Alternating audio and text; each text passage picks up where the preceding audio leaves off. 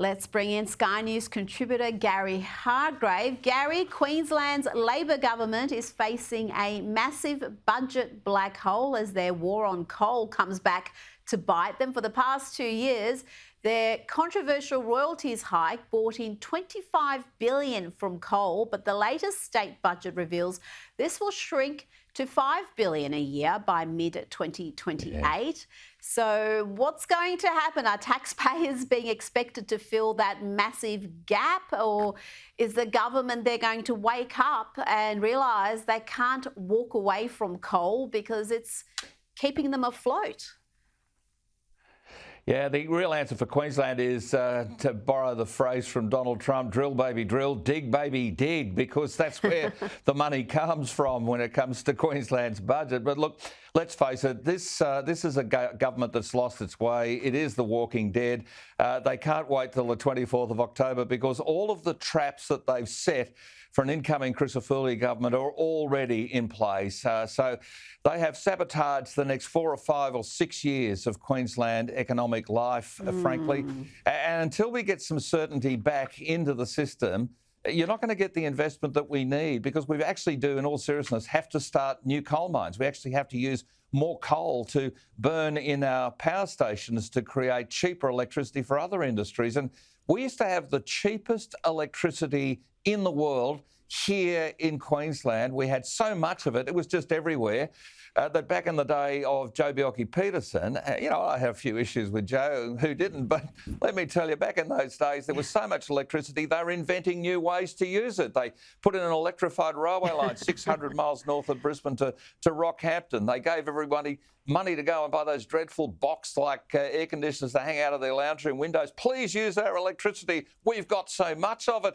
And it was so cheap. So we've got to get ourselves back to that. Queensland, I think, if we can reverse some of this renewable nonsense, Rita, Queensland will be the premier state. It'll be the powerhouse state. It'll be the state that's driving the whole of Australia. But under this mob, they've put up the white flag. They want to follow the internationalists, the woke green agenda that the world is turning away from.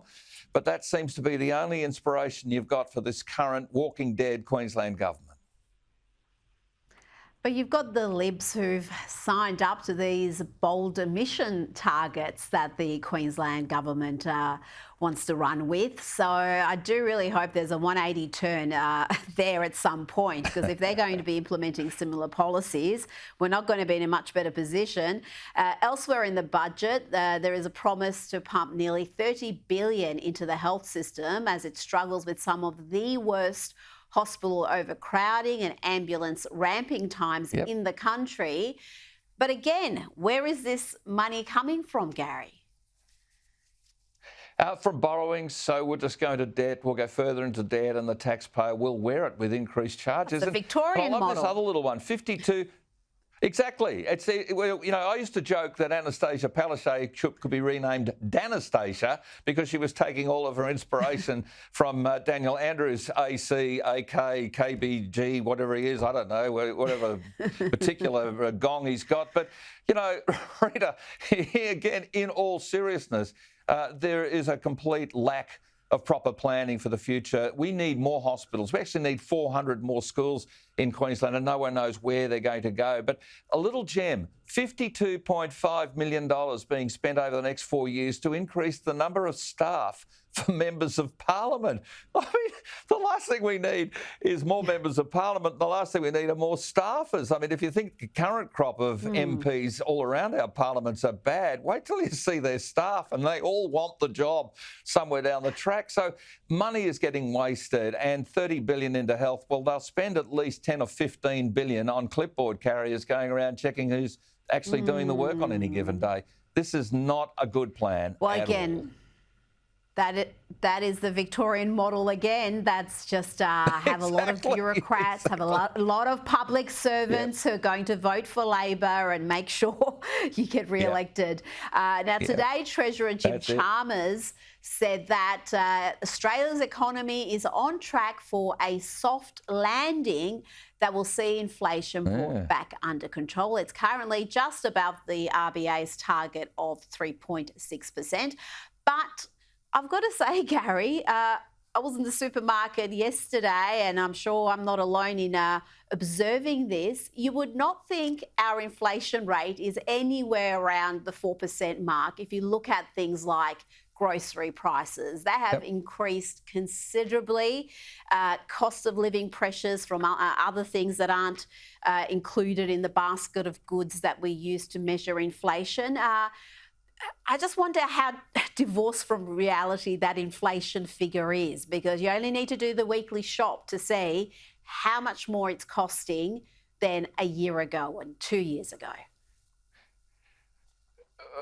Well, I think people are far worse off than they were a year ago, than they were 2 years ago and 3 years ago. People get it and they do see it, and people are denying themselves access to basic things, or things they thought were basic. And the basket of goods, I think, is getting incredibly small, Rita. And for a lot of people, the costs are crueling them. They're hurting them. They're panicking them. And they can give out subsidies, as they're apparently going to do after the 1st of July, for power prices. But until we actually drop the price of electricity, which is cheap and reliable, that's what we need, cheap and reliable power in this country, everything is just going to keep going up. And when he talks about soft landing, the point is it's a landing. Things have got to go down before things can settle. Well, I don't think that until this government gets out of the energy market and stops fiddling around with renewables and ruining everybody's life and making them make a decision about whether they want to be warm or they want to eat. And that's kind of the decision a lot of Australians are making this week yet again. I just don't think this government can be trusted on anything. We need a longer-term vision. I mean, this is why I support Peter Dutton at least putting nuclear on the table, because while nuclear is not going to start tomorrow, it's reasonable to say that it's got to be part of the mix because, hey, every other grown-up country around the world has got it in their mix of energy, and for a good reason.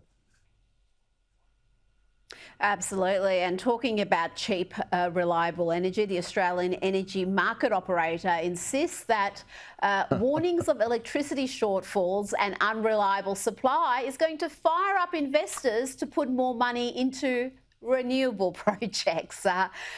Gary, if investors were really interested in renewables without all the market manipulation that we see from the government, we wouldn't need all these subsidies. We wouldn't need all these green tape around coal and gas. It would just happen organically. Yeah, look, Rita, I'm the less government in my life kind of guy. You know, if governments trust you, they'd tax you less, they'd make you fill in fewer forms, they'd have less intervention in your daily life. And for people in the energy market, they will invest where the technology will allow them to invest. But right now, we're excluding a big chunk of technology from that mix. The super funds, the banks, they're saying no to coal, and that's killing all of us, stone dead right now. It's got to change. Gary Hardgrave, thank you so much for your time this evening.